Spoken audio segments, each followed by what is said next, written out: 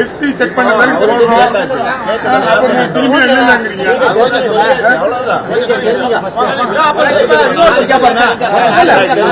இன்னொருத்தர் கேப்பாரு chief agent கேப்பாரு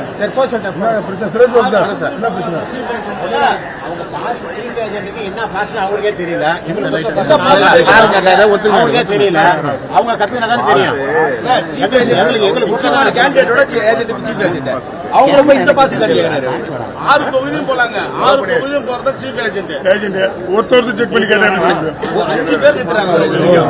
ரமேஷனா செய்திகளை உடனுக்குடனும் துல்லியமாகவும் தெரிந்து கொள்ள சப்ஸ்கிரைப் பண்ணுங்க.